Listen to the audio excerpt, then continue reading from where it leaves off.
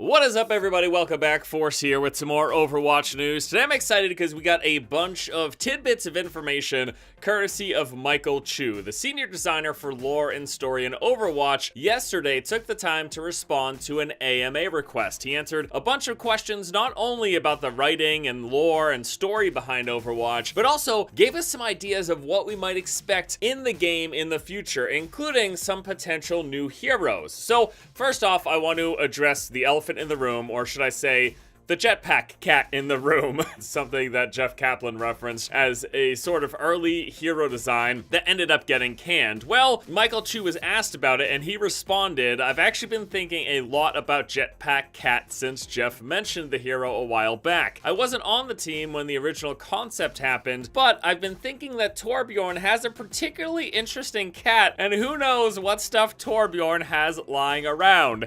So, I'm not going to pretend for a minute that this means we're going to get a Jetpack cat hero in the game, but that Torbjorn's cat may get a jetpack, and we might see it in an animated short or one of the upcoming comics or something along those lines. It's just an adorable concept, a little cute cat flying around with a jetpack. Funny stuff aside, got a couple of hints at some upcoming heroes. The first one related to the Recall short. We saw a bunch of teased heroes in the Recall short that a lot of people have been referencing when giving theories about what we might expect in the future, but we really haven't gotten any confirmation that any of them will actually be coming. Well, Michael Chu said specifically about this, you should definitely keep looking at them.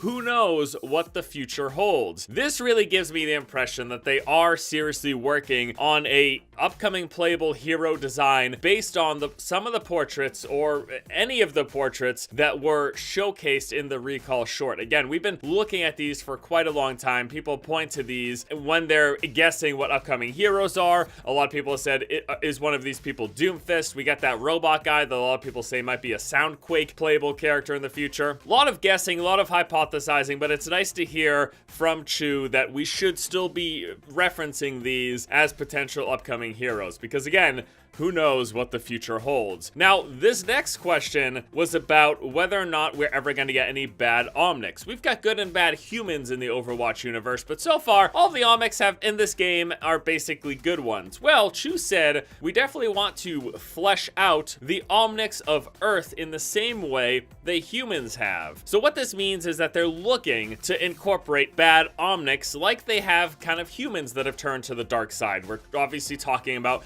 characters like Reaper and Widowmaker. They once fought for good, and now they're working as part of the Talon organization, what we'll consider bad. I mean, you know, we could go into the argument of what's good and bad, it's all about our perspective, but you get the general picture. Generally speaking, Talon's trying to do some things that are more shady, so I like this idea of getting a more menacing Omnic added to the Overwatch playable roster. I think that's really cool. Now, a lot of the questions beyond these were more story focused, but there were a couple that I thought were interesting that I wanted to share with you. About animated shorts and more character interactions in the game. He responded with, I wish I could say that all the heroes are going to get their own animated shorts, but it's impossible to predict the future. In my dreams, we'd get every hero one, as we have stories we are dying to tell about all of them. As far as character interactions, definitely. There should be some new ones coming soon, probably referencing the upcoming anniversary events, and there are some more that are on the horizon. Their rollout can be a little random because it depends a little on our recording schedule and when we get the actors for both parts of the conversations recorded. So more in-game interactions, those are always fun and funny and give little peers into the backstory of Overwatch and the characters themselves. I love those. In terms of the animated shorts, frankly, I'm gonna chalk most of this up to the cost. It is incredibly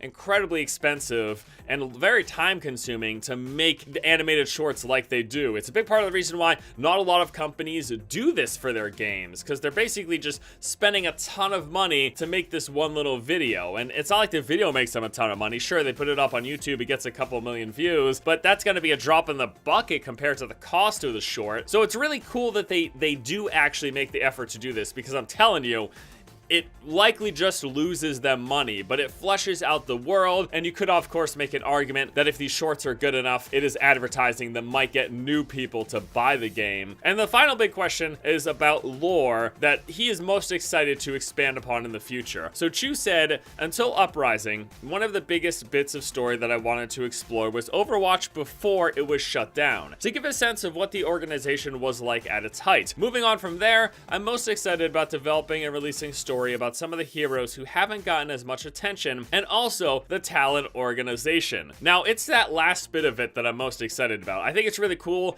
to take a look and a snapshot of Overwatch as an organization before it was shut down, which is, you know, exactly what we got with the Uprising event. But I would love to get some more story about the talent organization. I would love if there was a playable event similar to Uprising, but where you play as Talon, trying to sabotage, maybe trying to sneak into Volsky Industries to steal some stuff, as we've seen the animated short for Sombra that we got. So that's a really cool idea. I love to, it's fun to play as the bad guys in games, and it'd be really cool to play as Reaper and Widowmaker, trying to sneak into some place like a stealth. Imagine if they added like a stealth mission event. I don't know. Things to think about. Pretty cool ideas. Now there's a bunch more questions that Michael Chu answered in this, including where Genji got his nickname Sparrow from, the existence of a God program, the film that inspired the backstory for Hanzo, and some of the challenges of writing for Soldier 76 with his creator, Chris Metzen, no longer working for Blizzard. So if you guys are interested in hearing any more about the history, the story, the lore, and the writing behind Overwatch, definitely go check out this AMA. I'll give you guys a link in the video description below. But I just wanted to highlight some of the things that I thought were most interesting from his responses, and I hope you guys enjoyed the video. As always, I'd love to know what you guys think. Please go ahead and let me know in the comments section below. As always, I want to thank you all so much for watching. Hope you have a good one, and until next time, I'll see you later.